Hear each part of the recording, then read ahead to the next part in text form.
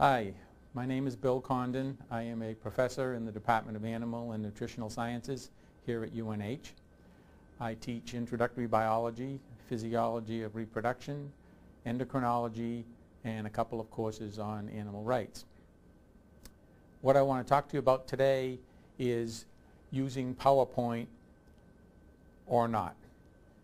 I have to put the or not in there because I'm going to try to show you that there are some times that using PowerPoint is a disaster and that it should not be used. When I started using PowerPoint 12 or 13 years ago, I was a hero. The students loved it. They were used to black and white transparencies that were usually out of focus and hard to see. So I went home one night and I was reading the newspaper and I picked up USA Today, and on the cover of USA Today was this diagram, this picture of Dolly, the first cloned mammal from a differentiated cell. I was teaching physiology of reproduction at the time, so I immediately cut the picture out, scanned it, dropped it into PowerPoint, and the next morning, 8 o'clock, walked in and could project this for the class. They thought I was great. It was colorful, they could see what I was talking about, and I was a hero. Since that time, however, in the last 12 years, the use of PowerPoint has deteriorated to the point where students now groan. When you walk in, or if they hear your reputation of using PowerPoint every day, which I do, because they have been subjected to the misuse of PowerPoint so badly that they just don't want anything to do with it. So what I'd like to do today is show you some of the things that I've learned to avoid and some of the things that you should aim to actually try to do. One of the things I learned the hard way was I used to project facts like this, statements that I wanted students to remember. The first test tube baby in the United States was Elizabeth Carr, and I thought that was pretty straightforward. You just learn it. Well, the good students learned it, and the not so good students didn't learn it.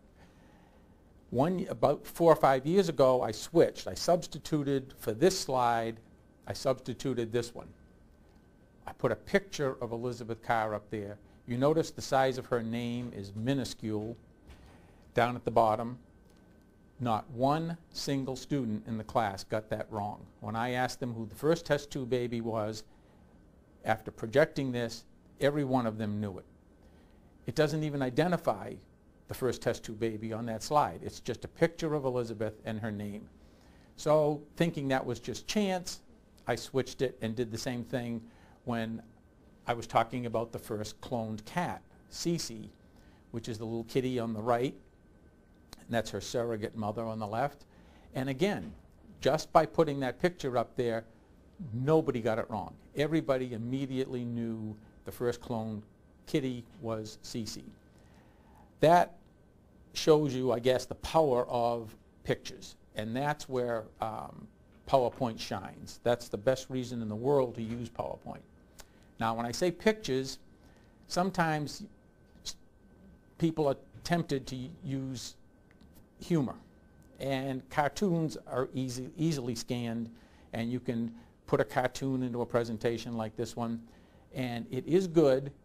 You just have to realize that cartoons or humor can either make you or break you in an instant. So you just have to be very, very careful about the kind of humor. What is humorous to you might not only be not humorous to students, it might be outright offensive. So just be careful about the kind of humor that you do use. This is the classic use of PowerPoint. This is where nothing beats PowerPoint, never has, never will probably. When you have color diagrams of something you want to talk about. This is a picture, a diagram from a textbook of a kidney with the adrenal gland on the top of it. And you can sit there and discuss the anatomy, and this part is that and that part is this. And then you can go to another diagram that talks about the functioning of the kidney. Of the adrenal gland. And it used to be with overheads or with 2x2 slides or something, you'd have to bounce back and forth. If you wanted to talk about the function and then go back to the anatomy and then go back to the function, you were sitting here bouncing, and that was very distracting. With PowerPoint, you can just put them side by side. You discuss the first one, you discuss the second one, and then you can make comparisons between the structure and function with them both on the same slide without bouncing around. That works even better for something that's a little more complicated anatomically, like this ovary. This is a schematic of a human ovary showing anatomically the changes in that ovary as you go through a menstrual cycle. This is a schematic of the phases of a menstrual cycle from a physiological point of view. Starting on the left, going across for 28 days, it shows the events that occur. And again, once you discuss each alone, you put them side by side, and you can say, on day 7 here, this is what's happening anatomically over here. And you can go back and forth from one side to the other without flipping around, which to say that that would annoy students is the understatement of the century. Now, the other thing you have to worry about is if you're going to put print up there of any kind, people have to be able to read it. I mean, it doesn't do you any good if they can't read what you've got up there. Sometimes, if you're in a large auditorium, if you just put print like this, there's not enough contrast, or if you can't control the lighting. So this slide, all I'm going to do is show you the next one where I took the exact same slide. I didn't change the font size or anything, and I just made it bold. And it gives it that much more oomph, and in a large room that can make a huge difference. So if you're in a room where there's a lot of light or it's a very large room, just consider bolding the font of the print size. Makes a huge difference. What font should you use? People debate this all the time.